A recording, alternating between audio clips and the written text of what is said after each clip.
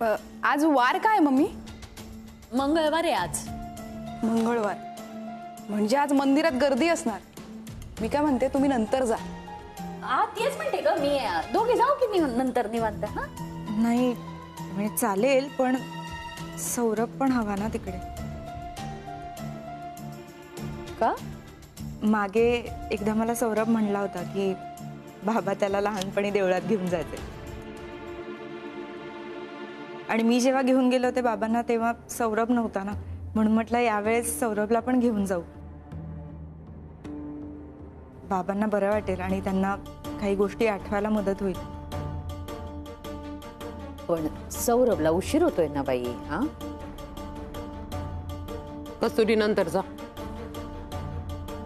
Mummy आता डोक्यात आलंय तर जाऊन येतो ना. म्हणजे देवाच्या कामात नको ना असं नंतर नंतर करायला. मी लगेच येते खरंच. नको जाऊ असं कुठं म्हटलंय मी. फक्त नंतर कला बरोबर जा एवढंच म्हटलेलं आहे. बरं आता याच्यावर चर्चा नको. कस्तुरी चल मी तुला सोडतो. हा थंड झालाय चहा एवढा काय. बाई बाई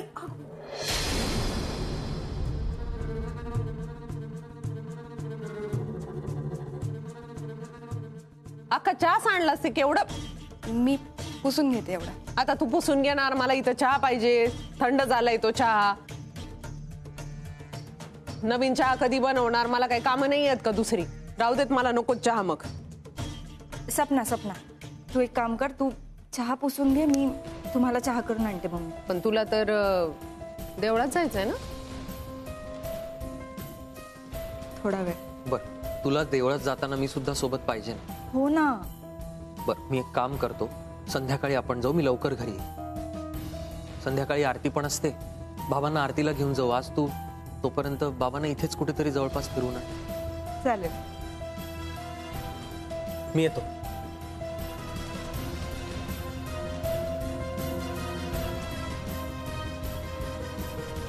मम्मी मी पण चहा करून आणते तुम्हाला पटकन. चालन चाल. मी आवरून घेते. बरं कळलं लवकर. काय चहा सांडला बाई. लईच दात काढायला लागली ग तू. तुला नाही सुचलंय.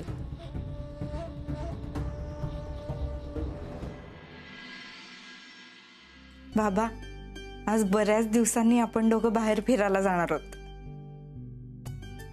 फिरायला म्हणजे आता आपण असंच बाहेर गार्डन मध्ये फेरफटका मारूया. पण संध्याकाळी सौरभ येईल ना तेव्हा आपण तिघही देवळात जाणार आहोत. बाबा आपण मागे एकदा देवळात गेलो होतो आठवतंय ना. तिकडे तुम्ही पहिल्यांदा पापड्यांची उघडझाप केली होती. म्हणून म्हटलं आज परत जाऊया देवळात.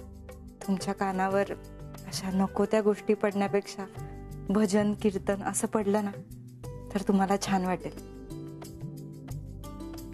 आणि मी तर विचार करते की आजपासून रोजच जाऊ आपण फिरायला.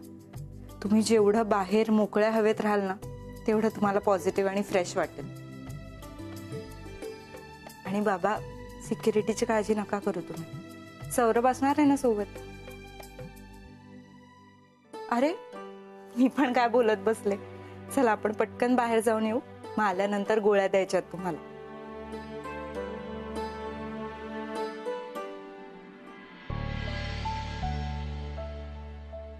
बाबा आपण असेच बाहेर जाऊया.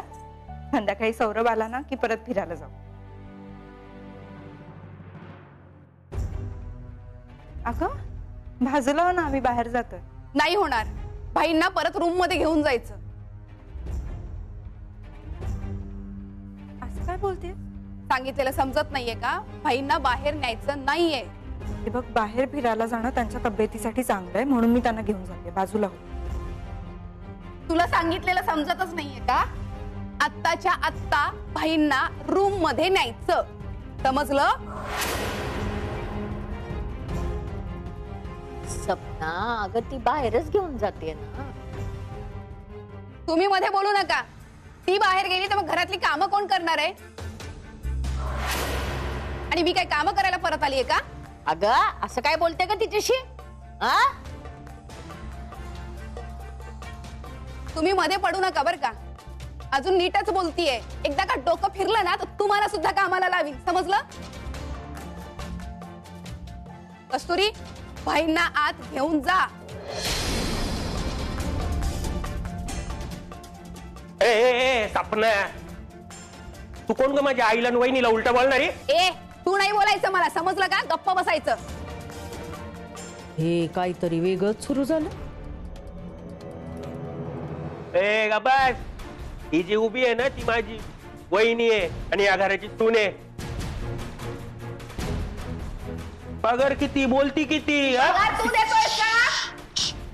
शांत. शांतच करा त्याला. बघितली कशी चूर चूर बोलती. या सपनीला आहे ना पहिलं कामावरून काढून टाका. ए, मम्मीने आणलंय मला कामाला, तू नाही आणलंयस काही काढायला. चली.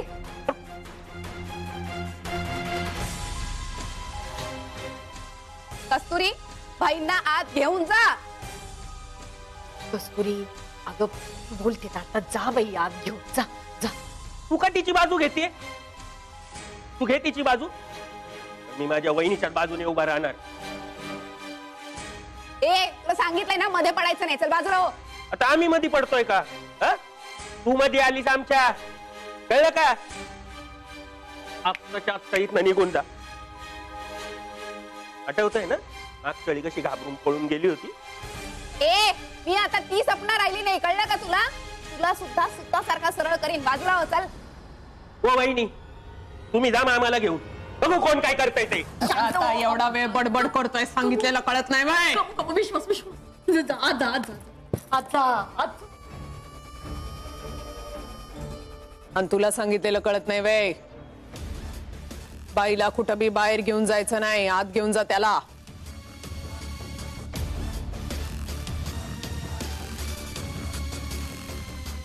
कस्तुरी,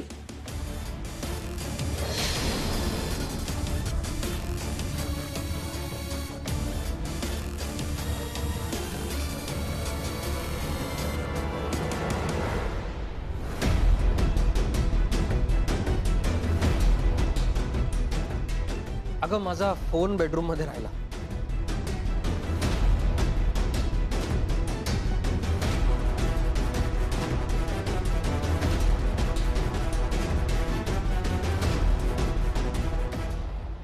काय झालं, सगळे असे गप्प काय? शरद काका, माझा फोन घेऊन या ना पटकन. शरदराव, अहो जा, त्याला हॉस्पिटलला जायला उशीर होतोय, घेऊन या त्याचा फोन. हो हो.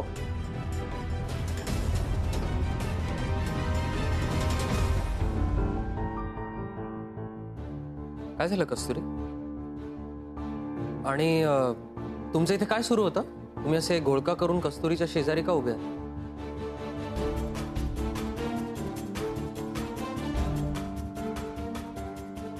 अरे काही नाही, असंच गप्पा मारत होतो.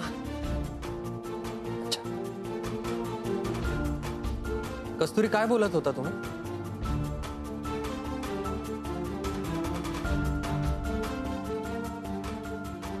मी बाबांना घेऊन बाहेर जात होते, तेवढ्यात ही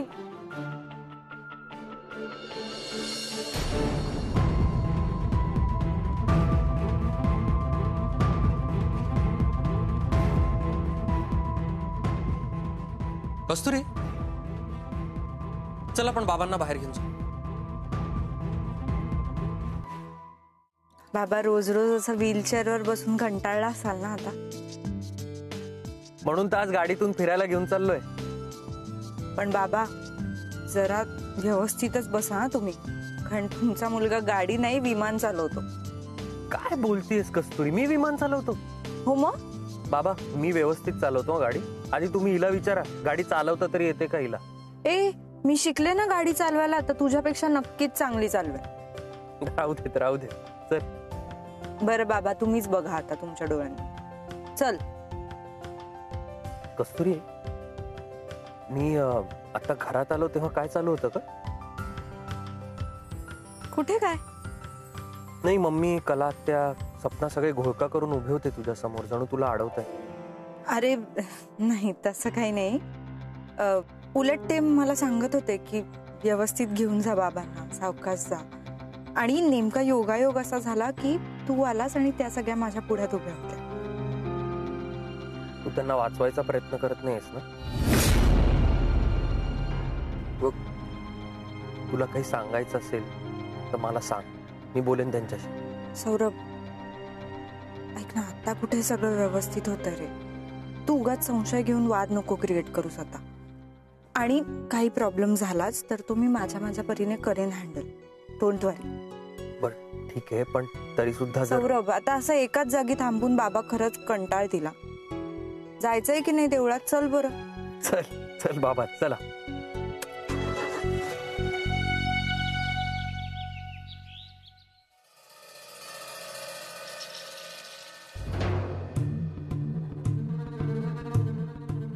हात चालव पटापटा. बारीक कापायला सांगितलंय ना कांदा. कमो, अगं काय ग ही शिक्षा ग बाई? चूक झाली म्हटल्यावर शिक्षा मिळायलाच पाहिजे ना. मम्मी परत चूक नाही होणार. कस्तुरीला थांबू का शकला नाहीत? मी पूर्ण प्रयत्न केला होता, विश्वास मध्ये आला. ए, का ग माझ्या लेकाला मध्ये घेते तू? तो मध्ये आला म्हणून सगळं झालं ना असं. तुला नीट बोलता आलं नाही. मी नीटच बोलत होते. त्या कस्तुरीला बोलायचं सोडून माझ्या लेकावरच वचवाचा करत बसली होती तू. हे तुझं डोकं. हो आत्या, माझ्या डोक्यावर नाही जायचं बरं का, आता सांगतेय. ए, सारखं सारखं माझ्या लेकाचं नाव घ्यायचं नाही. त्याने काही तोंडाचा पट्टा चालू झाला की म्हणजे थांबायचं नावच घेत नाही. घे कांदा, काप पटापटा. बोलण्याच्या कामाच्या नुसत्या. आणि घे, तुझ्या पोराला सांगून ठेवायचा, मधी कामात कुठल्या बी डवळाडवळ करायची नाही, नाहीतर परिणाम लई वाईट होतील. दोघींपैकी एकीला बी असं बोलता नाही आलं की मी पण येते तुमच्या सोबत. का नाही अक्कल चालली एवढी? आता विचार करायचा, पटापट विचार करायचा, त्या कस्तुरीचं काय करणार. तिच्याकडून खूप काम करून घेऊ. चालणार नाही. मग तिला भाजेल असं काही केलं तर? ए, जे पण करायचे सौरभला कळलं नाही पाहिजे आणि इजा झाली नाही पाहिजे कोणाला बी. आता दुसरं काय करायचं बाई? ते डोकं तुम्ही चालवायचं, कळलं ना? काय करायचं काय नाही करायचं ते सगळं तुम्ही ठरवायचं. पण आज रात्री जर कस्तुरी रडली नाही ना तर तुम्ही दोघी सकाळी रडत उठणार, एवढं मात्र नक्की. गमू, आम्ही विचार करतो. नुसता विचार नाही, काम झालं पाहिजे, कळलं का? आता ती कस्तुरी व्हायला कोणत्या देवळात घेऊन गेली काय माहिती. पण ती खरंच देवळात घेऊन गेली असेल का?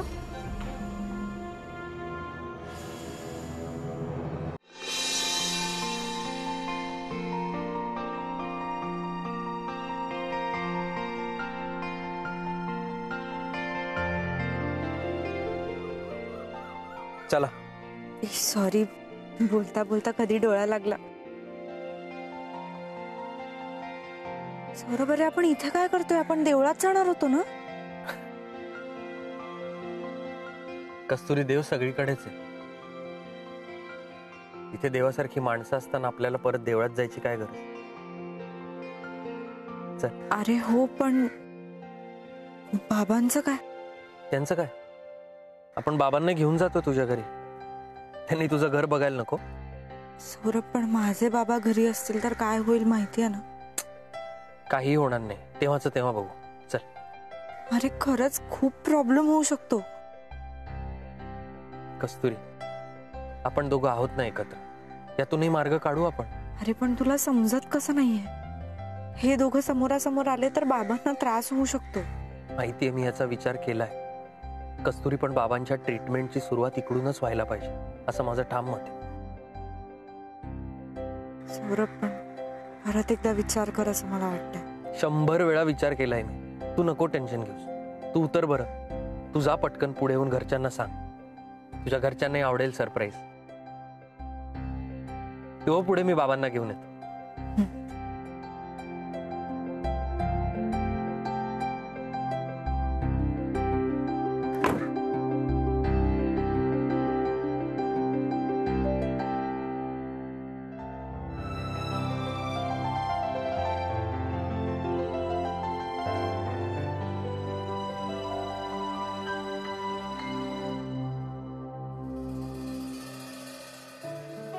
नॉर्मल आहे. बाबा, तुम्ही अजिबात काळजी करू नका. तुम्हाला काहीही होणार नाहीये. मला माहितीये तुम्हाला सगळं कळतं आणि रागवायचं अजिबात नाही आज. तुम्हाला आठवते का आपण कुठे आलोय? आज मी तुम्हाला अशा ठिकाणी घेऊन आलोय जिकडे तुम्ही अनेक वर्षांपूर्वी कदाचित आला असाल. पटकन ओळखा बघू आपण कुठे आलोय. बाबा ठीक आहे, मी पटकन तुमची चेअर काढतो, मग आपण जाऊ.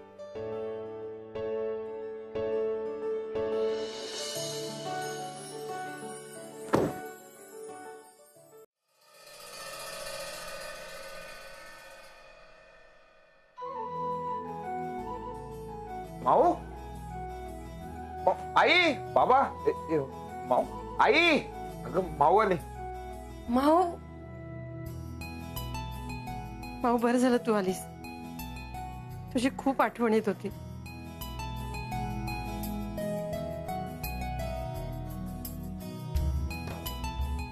आता तुम्ही दोघं रडू नका.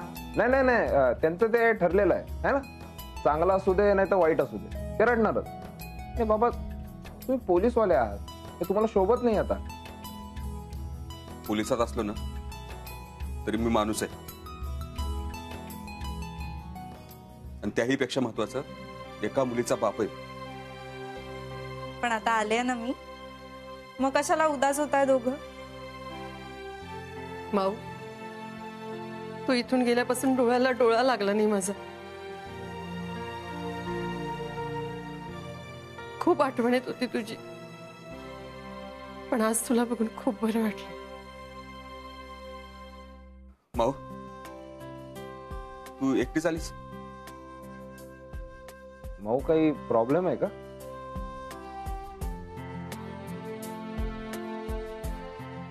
माऊ सांग ना, काही गडबड तर नाहीये ना तिथे? बोल ना. एक मिनिट. मी पळून सुद्धा आलेले नाहीये आणि मला तिकडून बाहेरही काढलेलं नाही. मी माझ्या इच्छेने आले. तुमच्या दोघांची खूप आठवण आली म्हणून आले तुम्हाला भेटायला. माझी आठवण आली नाही का तुला कधी? तुझी पण आली रे आठवण, तुझी पण आली. तुमचं झाला का आणि चौकशा? आता भेटाल का मला? जरा एक कडकडून मिठी मारायची दोघांना. किती दिवस झाले भेटून. हो ना?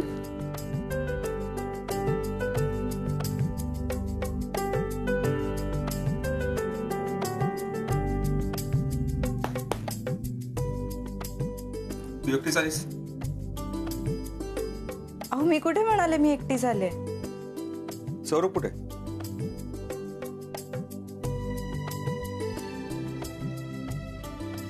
काय करतोय? अरे इकडे बाहेर पण नाही आहे. अरे तो गाडी पार्क करत असेल, येईल एवढ्यात. तो काल तुम्हाला येऊन भेटून गेला ना. तुमच्या सगळ्यांचे चेहरे बघून त्याला कळलं की तुम्हाला मला भेटायची इच्छा आहे. आणि मी पण कधीपासून म्हणत होते की मला पण भेटायचं तुम्हाला, म्हणून तो घेऊन आला आज.